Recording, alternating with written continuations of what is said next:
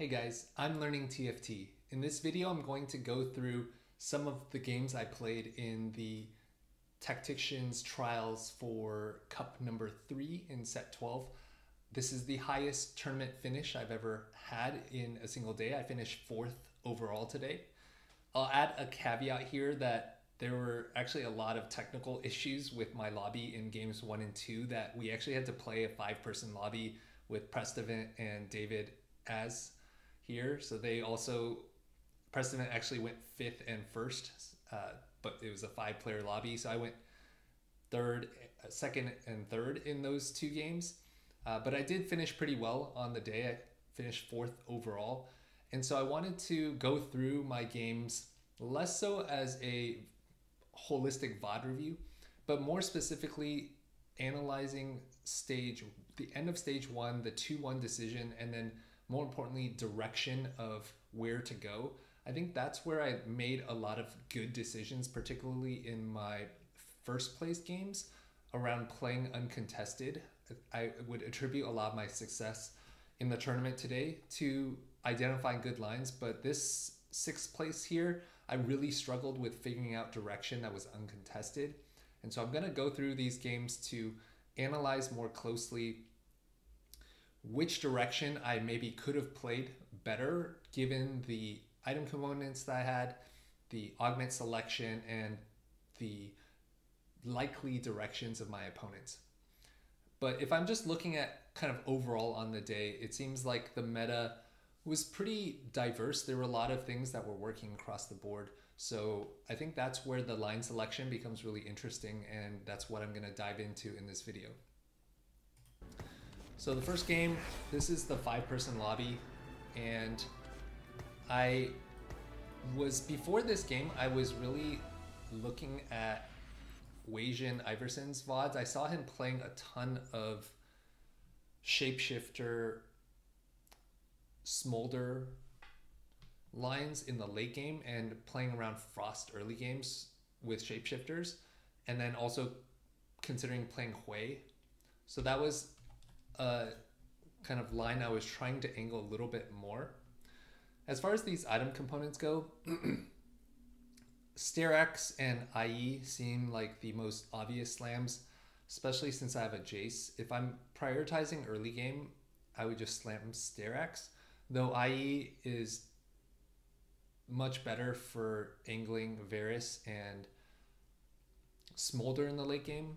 And one thing I broke down in the stats is that the shapeshifter blaster board is much more actually driven by Briar than it is around Smolder. If you break down a 2-star Briar with a 1-star Smolder, I forget off the top of my head, but the 2-star Briar with 1-star Smolder performs significantly better than the 2-star Smolder with the 1-star Briar in this shapeshifter blaster build, which from a how do you build into that in the early game makes me lean towards building the Stairx, especially since Olaf is actually a great item holder for Briar in stage 4, and transition's pretty straightforward since you have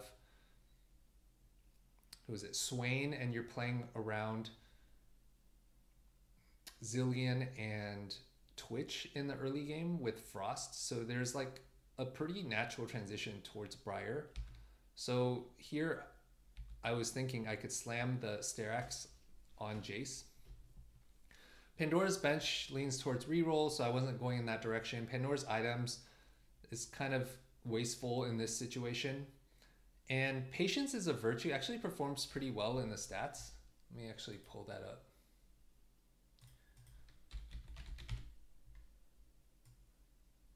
So 4.49, but let me actually filter this by GM Plus to see if top players play it more efficiently.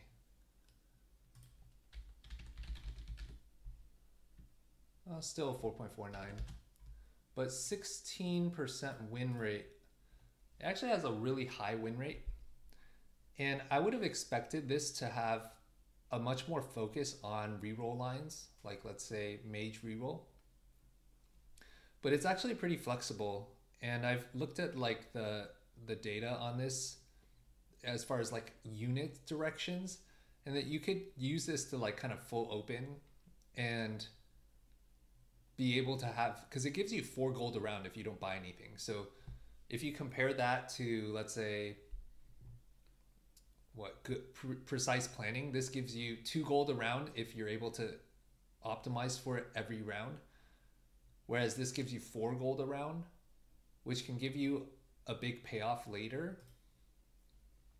But I wasn't too comfortable playing this. I have experimented with it a little bit, but I guess in this 5-player lobby, there's not too much downside. But given that it was both Prestivan and David S, I was thinking to myself, I wanted to play something a little bit safer and just start the tournament off like on a more solid footing. So good for something has a 4.4, not too far off of patience is a virtue. But given that I was leaning towards a shapeshifter direction, especially if I slam like IE or Sterax, then because when you play good for something, you want to play around like a 3-item carry early, and you don't want to itemize your tanks, which if I'm going to play shapeshifters as a frontline, that seemed like a pretty good game plan. So that's kind of why I leaned in that direction. And I don't think there's a situation I'm really thinking about reroll there. So here, I think I'm still comfortable with this decision I made. And then I'm kind of scouting here. I want to kind of see what my opponents are angling towards. Let me see if I can slow this down when I actually started the scouting. Okay, so Jedi picked Precise Planning.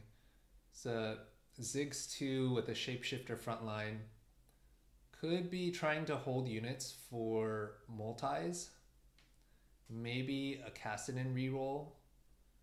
And slammable items, if you want to optimize tempo, it'd be like Morello or JG. I mean, all of these are AP options. Guardbreaker with Precise Planning. So at this point, most likely, as far as these items go, they would suggest, and with his units, he could do multi-striker reroll.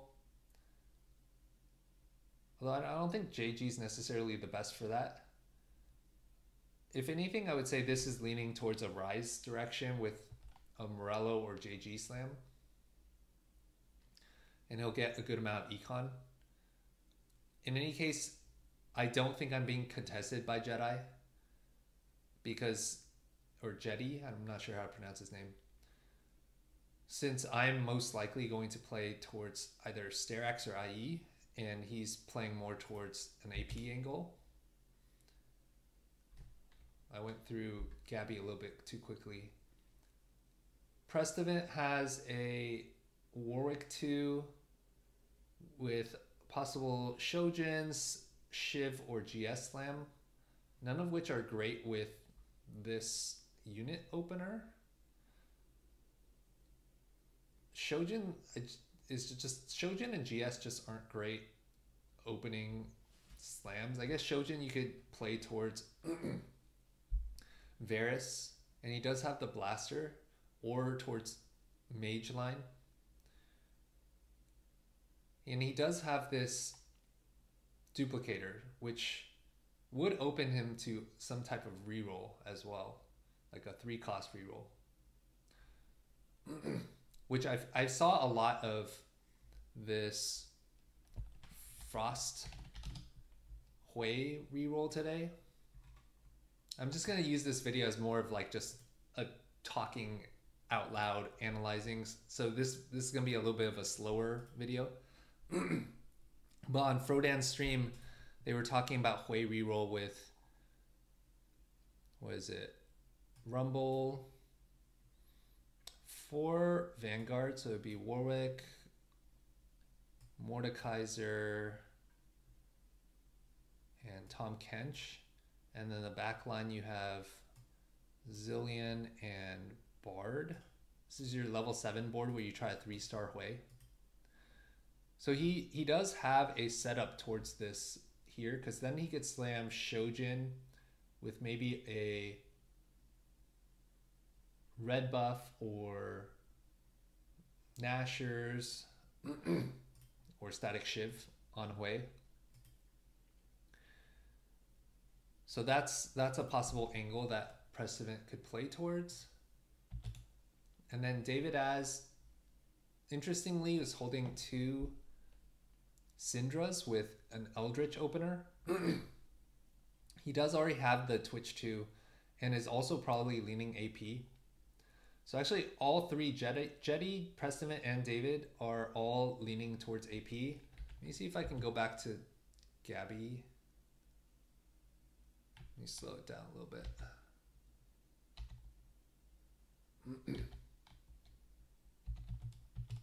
Okay, so Gabby could slam Titans, Nashers, or Sunfire. I rarely see people slam Sunfire, though I did a video recently, an analysis where in the right spot, if you're trying to tempo, Sunfire can actually be quite a good slam, especially if you have like a Blitz 2. As far as his units go,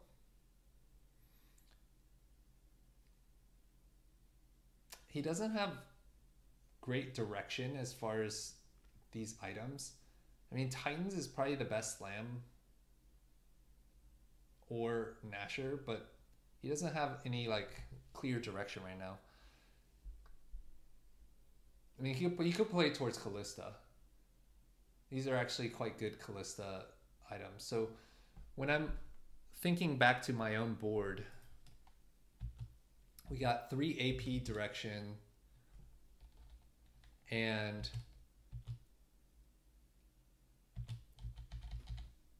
I can lean towards AD. In hindsight, I'm thinking maybe I should have just slammed IE instead of Sterax, but I'm comfortable with this good for nothing decision here. Yeah, an item ladder doesn't do that well. Okay. So I got 3 portal in with Jason. I'm just thinking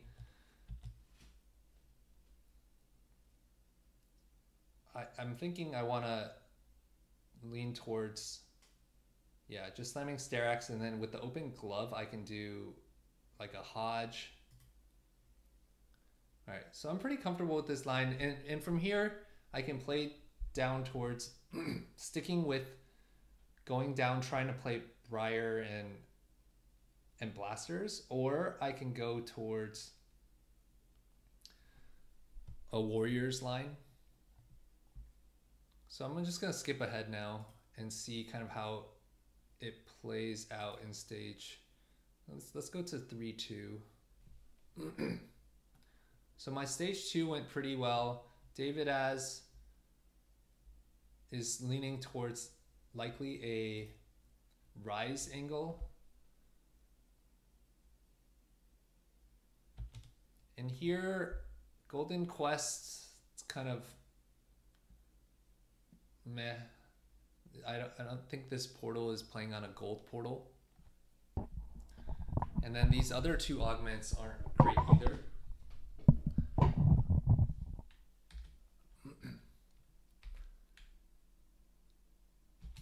So here, spin to win is interesting.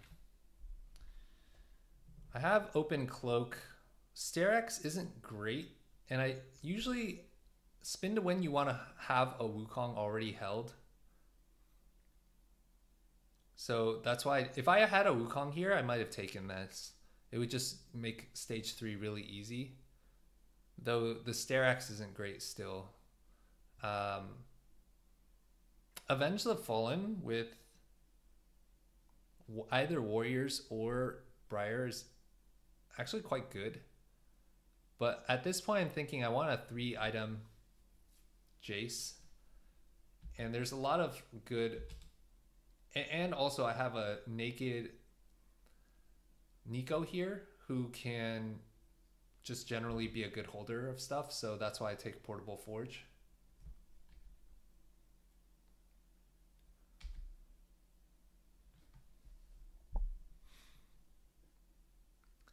And given that I have the Sterax with no healing, I should probably take Death's Defiance here, and then that would allow me to slam either Last Whisper or QSS and have a fully itemized melee carry. Yeah, in hindsight, I should have done that. I think I end up selecting Infinity Force. I was strongly considering Mana Zane because I have a Varus and I could lean in that direction. I could go Mana Zane, but I don't have like an IE. If I had an IE, I think I would more strongly consider taking Mana Zane. But I think Death's Defiance is actually better than Infinity Force here. I do take the Infinity Force.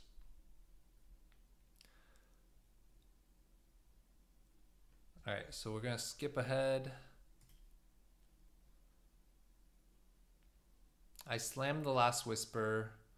I'm playing down the Shapeshifter route, kind of what I saw Wei Jin playing a lot towards.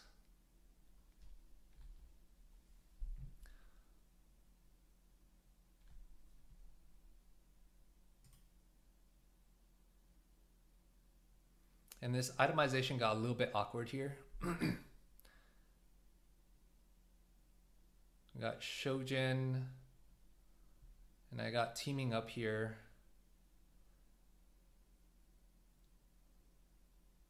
And this transition was a little bit awkward as I was trying to figure out how to get out of this Jace.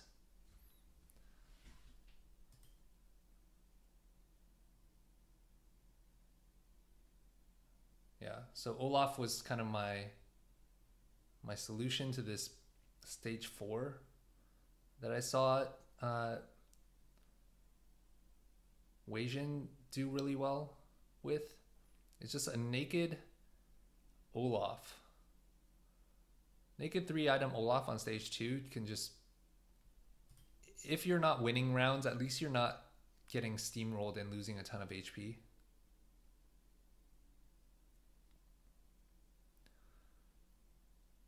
So I still lost that fight, but I think I was playing like a useless Kassadin 2 there.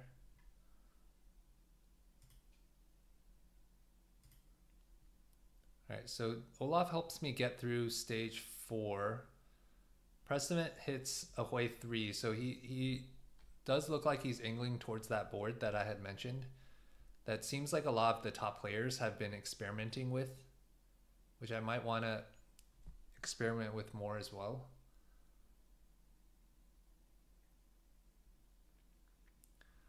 So the way I want to angle this board here is I want to go 9, find a Briar, still need to hit a, oh, we get the, not the smaller, the Nomsy here, which will be good for later. And we're set up for the blaster board now. We just need to hit the Briar to cap out.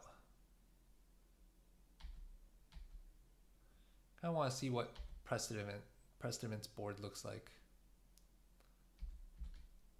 Okay, so Gabby has Arcana Varus board. 3-item Tom Kench is hard to chew through. It's a pretty close fight.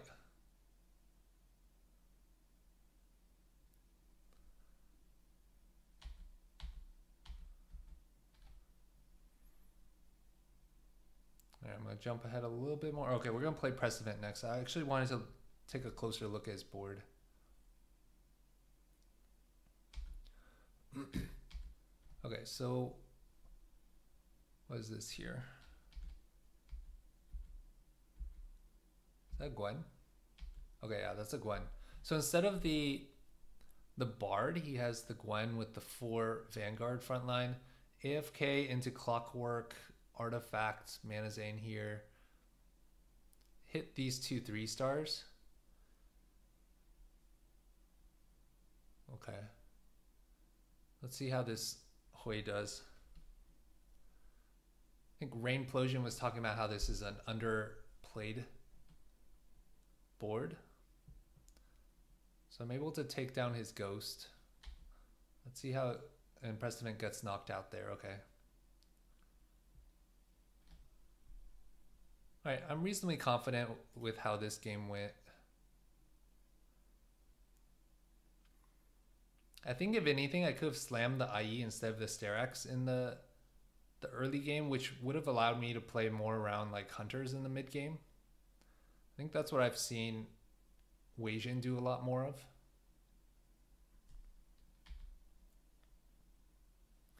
And we hit the Smolder 2.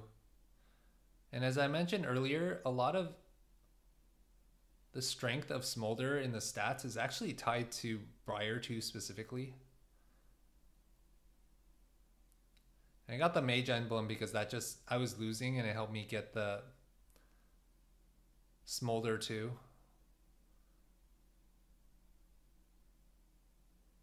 I wonder if keeping the Olaf would have actually just been stronger, but I was losing with that previous board, so I think I just needed to experiment with this. Losing to the Arcana. All right, so next game.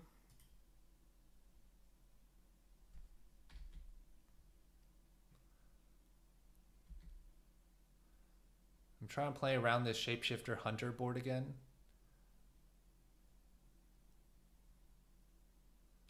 I could have taken Help Is on the Way here because my board's not too strong. It would be better if I actually had, because right now I have Vest, Cloak, Sword. And I have a Nomzi too with a Shyvana and a Twitch. If I had like a glove and I could slam IE, I think I would be much stronger, and that would justify taking Mentorship to try to tempo.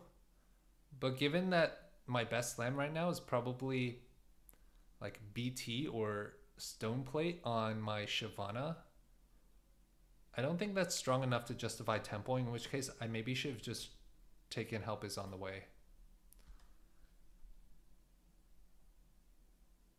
Yeah, because I think what I remember here is this board is not strong enough to streak.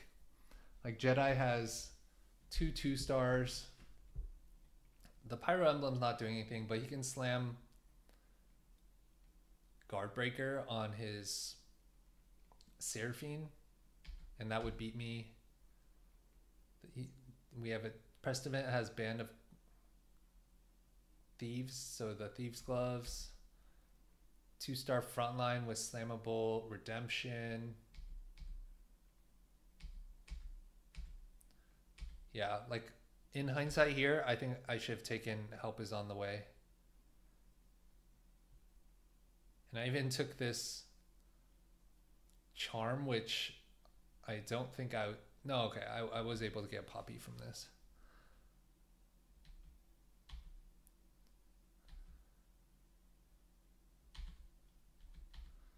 So we have Rageblade slammed, so most likely this is angling towards Callista. Holding Jax's. Could be Jinx, actually, since he's holding Hunter. I am able to 2-streak here, so maybe like in hindsight this is okay, taking Mentorship. This Mentorship is quite strong in the early game. Prestevant is just going to beat me every time here. And I'm even playing his Ghost. But the TG and IE slams is too strong for me. And okay, so here, I think it was Jetty. Jetty also has the IE slammed and the Pyro Emblem. So both Prestevant and Jetty are playing towards some kind of AD angle, Varus. And I forget who the other person was that slammed the Rageblade. It was most likely playing towards either Callista or Jinx. So the most natural slam and item off of Carousel that I could have taken, actually, I actually got a belt with the Nico, but I think I actually had Glove available off of Carousel to slam IE, which would have been... This is the kind of situation lately where I'm struggling with, is if I am in a better spot than my opponents to slam like an IE here, but it's Prestevant and I forget who else already slammed IEs as well. And I know I'm going to play contested. Like I'd rather lean towards some other angle, and I'm still trying to figure out like whether that's right or not. Just to like preserve HP here.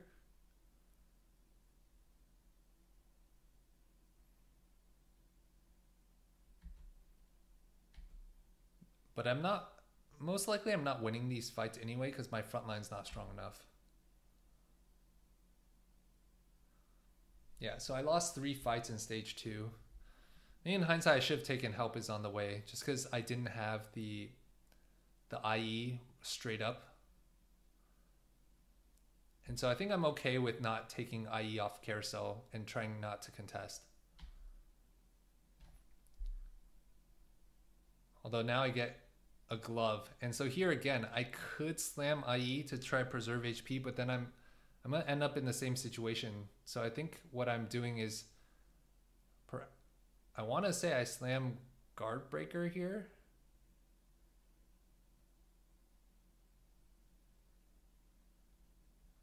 No, I beat David anyway. Okay, so I could take rolling for days and actually just contest and hope I hit earlier. I think I roll left and right. It's not Triforce. Triforce like could be Wukong Jinx.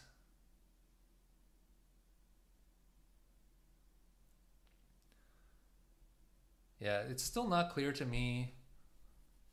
Should I have just stuck with the game plan? So this is Rageblade BT. The BT slam is odd. Like, what is Gabby playing toward? The units he's holding suggests Callista, but I would assume you want to greed the cloak for Rakan, and you have open bow. But swords are kind of hard to kill, so maybe he's just trying to tempo with that. Preserve HP. This is clearly going to be Varus and Smolder. And so I'm still struggling here to decide what item to slam and which direction to angle.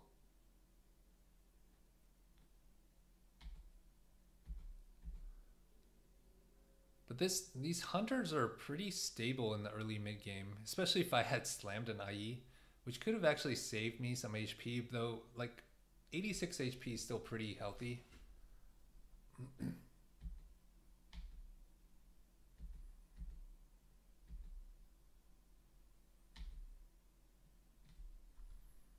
All right, I'm gonna jump ahead more.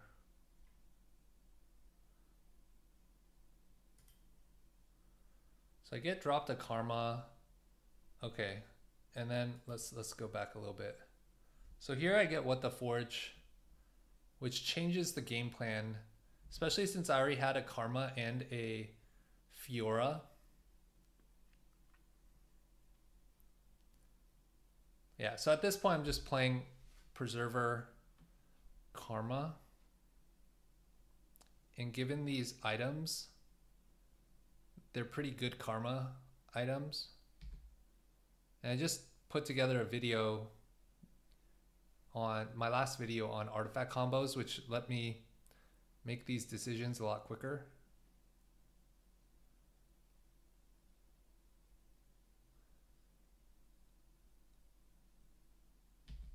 So here actually,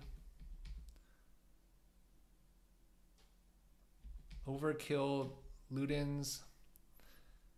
The thing, if I'm going to play towards Preserver Karma, Unending Despair with Innervating Locket could be quite good on Rakan. Same thing with Anima Visage, but I'm still far away from Rakan.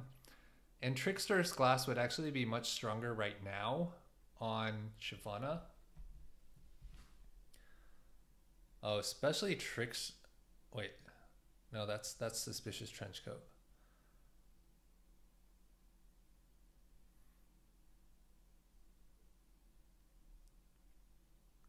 Yeah, I think Tricksters would just be a lot more useful. Like if I hit a 2-star, it just makes me a lot more flexible. Picking up either of these tank items really makes me dependent on this Nico in the midterm. Whereas Tricksters, if I hit a Morgana or 2-star Fiora makes me a lot more flexible.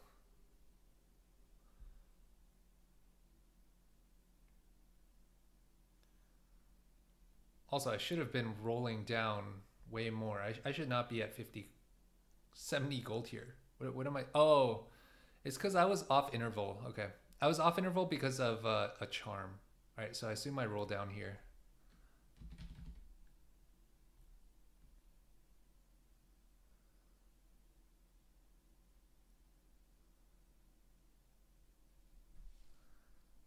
All right, that bard should go in over this Shyvana, but then I don't have a good holder for the horizon focus, so maybe the Shyvana actually stays.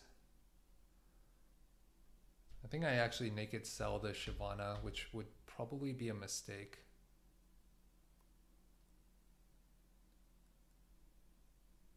Yeah, given that I think that's just a mistake.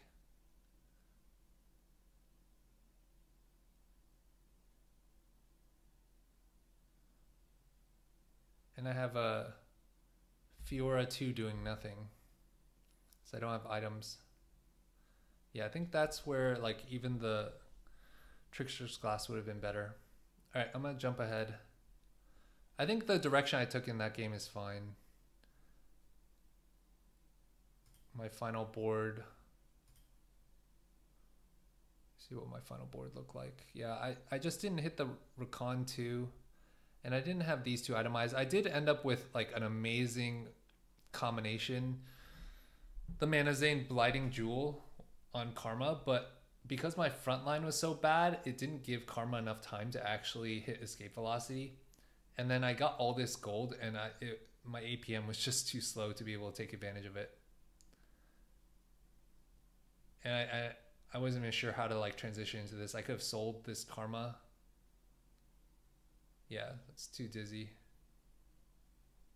Maybe instead of going 10, I should have just rolled at 9. There's no reason for me to go 10 there to add in. Like, yeah, I should not have gone 10 there. Okay, next game.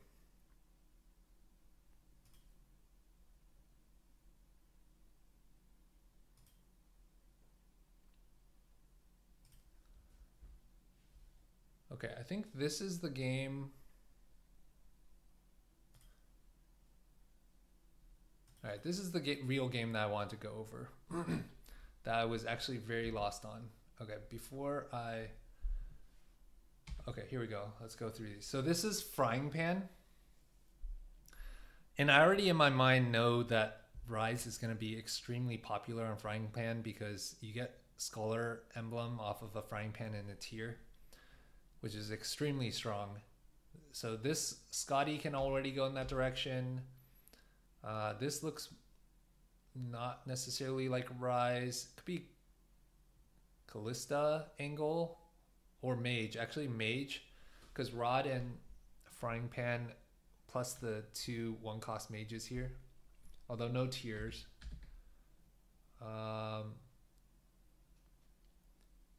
This also looks like a Scholar angle. Leaning Scholar, could be Preserver, multi, another possible skull, or okay, that was the same guy. This could be Warrior or Shapeshifter, unclear. Okay, I clearly have also a great Scholar angle. I already have Scholars, I have this. And so this is the situation where when I talked to Marcel P in the past, he's saying that in his coaching session with Asa, he even in a good spot, he would avoid a 3-way contest. The thing is, Rise might just be so broken with an extra Scholar emblem that maybe it's stable enough on Rise 1. I think that might have actually been true. That I'm actively avoiding contest. Now, actively avoiding contest actually works out for me in my other games. So I might just be, applying hindsight here because I went 6th in this game. And not slamming Scholar here just puts me in such an awkward opening position. Like my early game would have been so much easier. I if I had oh, sugar would have been more so possible if I had a spatula. I was also thinking I could go hunter with category 5, but I had like no units for that. So I would have to full open into that, which is maybe in hindsight I should have done that because it didn't look like anybody was angling in that direction. I would have a hunter emblem, open bow, which could lead me into Jinx with a rage blade. The problem is with so many people likely angling rise, getting a rod off of carousel would be hard, which if I take category 5, I would probably full open, which that might be the better game plan. And it would give me clear direction because I have bow, pan, I have a sword behind here, I believe, and a tier here. Or is it a rod? Forget. Yeah, it's a sword. Okay, I think I probably should have taken hunter here. Taken the Runons and just commit to Jinx. Particularly given I scouted the lobby and it wasn't clear that anybody had gone that direction, and if I had picked the obvious augment, then the rest of the lobby would be signaled to avoid contesting me Jinx. Yeah. And then that tier would just go into a front line. Oh, but Wukong doesn't really want a tier item. I guess you could secondary, oh, I guess Redemption. Redemption is probably good enough. It's not great. It's good enough. Yeah, I think that's the direction. I mean, I'm gonna slow this scouting down. Okay, so we have multi with trade sector. He's going multi reroll. We had a frost angle, so that's gonna be Varus. No obvious direction here. This person could go hunter, but with a vest and belt, not great. Scholar, raining gold. Let me go back. There's one player I missed. Frost. Okay, inspiring epitaph. All right, this looks like what could be Callisto.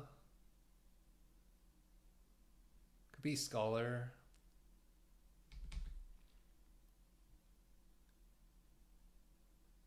This looks like could be Sugar, because he could reforge Scholar. 2 Scholar emblems on that player. Yeah, I think this is a hunter game. I've also seen Weijin play a 6 hunter game that was with shapeshifters. It looked like, okay, all the hunters, where are all the hunters? Olaf, and then with a shapeshifter frontline. It was something like this: 2, 4, 6, 8, 9. So then, and then the hunter emblem actually on Briar. And then you could use your Olaf to hold Briar items in the mid game. And then that way you're not too overly reliant on Jinx. And so then you're given the option where you can actually reroll Jinx. If you hit, you just high roll Jinxes. And if not, you can always move the rage. So you're actually given a lot of options. You can play around, like early game shapeshifter would be like Jace. That can hold your, you know, BT, Stare Axe, like Titans melee items. That could then transfer over to Olaf, and then Olaf could then transfer over to Briar. And then early game, you just put like Rage Blade, any of these hunters to Jinx, and then late game you could also play Smolder, so you can do Smolder here too. Yeah, especially with this bow, so that you're not like committed to playing Wukong. Like Wukong, you could play like the Jinx and the Preservers, but this gives you another option, especially if with tier, then you can like do like Hodge and then build like kind of Jace items. Yeah, I think that's the direction I would take with this game. Instead, I take caretakers since I'm kind of sacking early game, and I was thinking, let's just wait and see what everyone else does, and then find an angle that other people aren't taking, and then I just end up bleeding way too much. At a certain point, I was thinking, oh, I'll go mage. You know, I have Rod and Pan make mage, and I can slam Shojin, open bow. But I'm taking caretakers items. You want to go 8. I mean, I guess I could sacrifice that last item, but the problem was that someone else was also committed mage. And this is where I think sometimes I'm making the mistake of waiting too long to commit in a certain direction. The benefit of waiting is that I can choose my own destiny and really ensure I'm not contested, especially like some of these players are a little bit weaker than they might be on day 2 of the tournament or on the second weekend. Whereas like if I'm playing against, you know, top 10 ranked players, if I slam early, they will be the ones scouting, and it kind of simplifies my decision making. So yeah, this game, I end up slamming Preserver and playing towards like Karma Preservers, but like it's just not a lose streak. You need to play that from a win streak angle. So this game did not work out because of that. So I ended up getting 6 off of what was the board. I even hit 5 Preserver, and I hit a Morgana too.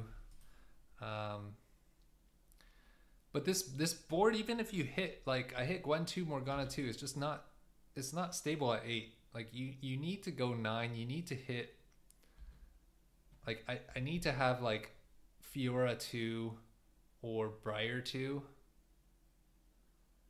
And I thought I would be more stable, especially since I also have Combat Caster with this Gwen.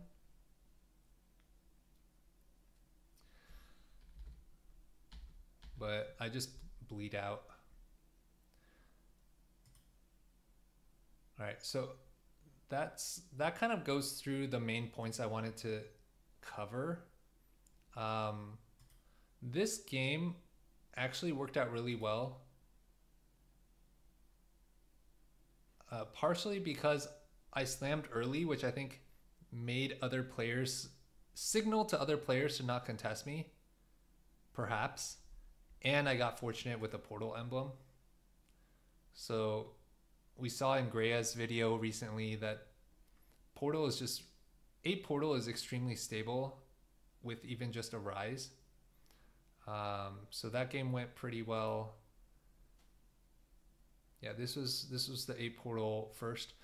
And the big thing I've been really trying to angle towards now in pretty much all my games is to find a Briar 2. That's the one big discovery when I was doing my units strength video, is Briar 2 has the highest win rate of all the 5 costs, which means like out of all the units in the game, Briar 2 has like a, I think it was a, what was it, 30% win rate. And if you can start feeding her early, Briar a guy or girl, I don't know. Yeah, so anytime you can figure out a way to fit Briar on your board, like that's gonna be really good. Which is why I think Weijin is angling Shapeshifter so much. Because it's really about Briar, and it's not even so much about Smolder. All right, next game. All right, this game, I actually waited a while to commit in a certain direction as well. I slammed, because I have this augment, I was like slamming early the Crown Guard and the Morello, because I was thinking this can be flexible. It can be towards Rise, Karma. Morello could just be good in any direction. And I was scouting the lobby. There was a bunch of Guinsoo, so there could be playing towards Shapeshifter. Smolder Callista, there was Rise players. And after I was actively scouting the lobby, I realized that nobody was going mage. And so here I get dropped the mage angle, and it was like free mage angle. There was nobody else going mage. And so I committed towards this direction. And you can see here, there's an IE slam. There was nobody else holding mages, nobody else with like open tiers, possibly going this angle. And so this game worked out really well, especially since I was like first or second pick off carousel. So I wanted to get a rod or tier off of carousel. I believe I got the Galio with the tier. And so this game became really easy. I just stabilized in the mid game, especially because there were not that many people going for tiers, because everyone was going AD with either Callista, Varus, or towards Rise, which Rise, you only really want one tier with Archangel. Otherwise, you want rods and bows more. So it became easy for me to get tiers off of Carousel. And then, yeah, the rest is kind of history. And the Callista players and the Rise players were contesting each other. So they kind of all missed. Like, you know, you're stuck on Rakan 1 here.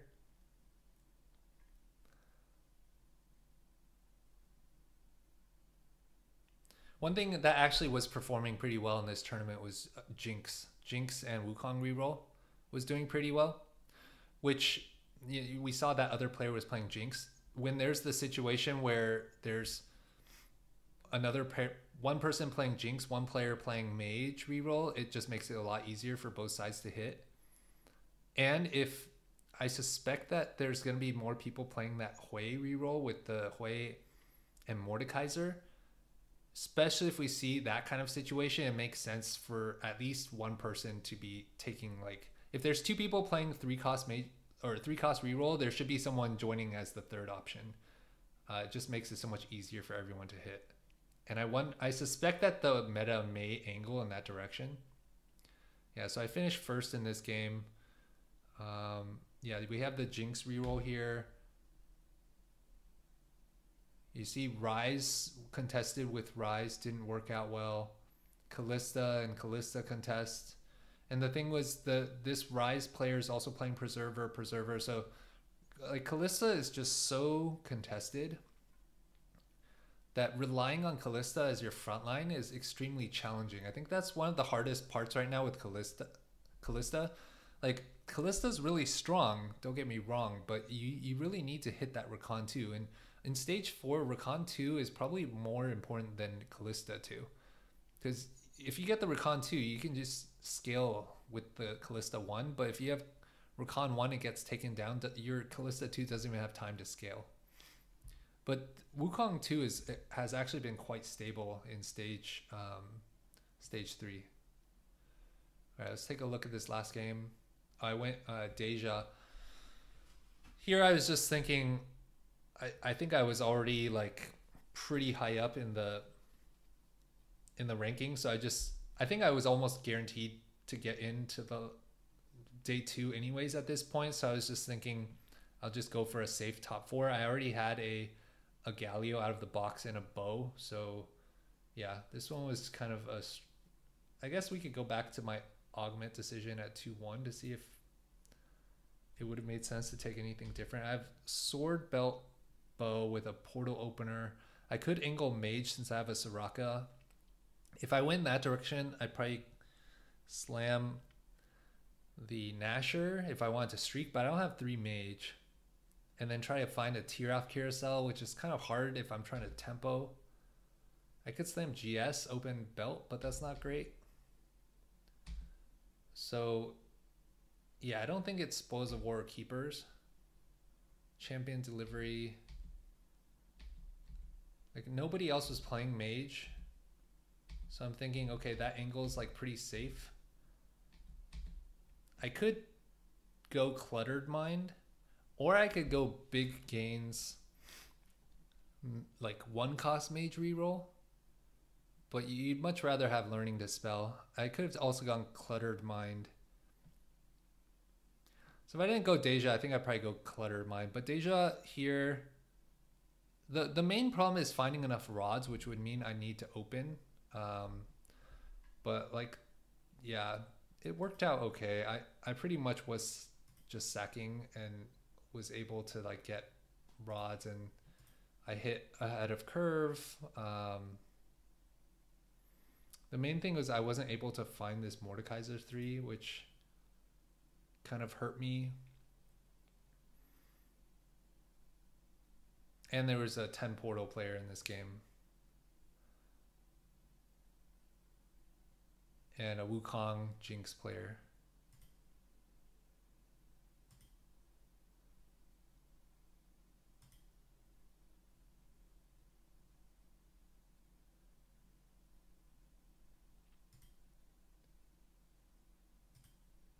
Yeah, so 10 portal. I'm not beating that. Okay. And then it was the Wukong Jinx player here second. This did not work. Mage reroll here. See, like this mage reroll with the Wukong, I think I'm noticing this a lot more in this tournament. If you see someone going one of these, it just makes the other one so much easier to hit. That now I should be paying more attention to these initial augments. That if someone is clearly, like if there was a category 5 or someone like has a mage emblem, the moment I see that, or like someone has an early Hui 2 and it looks like they might reroll it, I should really check to see if the other 3-cost rerolls are open, because I think it probably boosts your average placement by like 1 or 2. Makes it so much easier to hit. Because the main thing with 3-cost reroll is you require so much gold to hit, and then on top of that you want items to be able to itemize your units, that if you have other players helping you take 3 costs out of the pool, it makes it so much easier.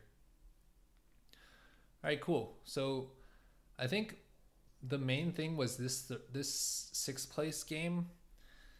I was waiting too long to commit, and I think the angle in hindsight would have been Hunter with the category 5, especially since I've seen so many players like Wukong Jinx did really well this tournament.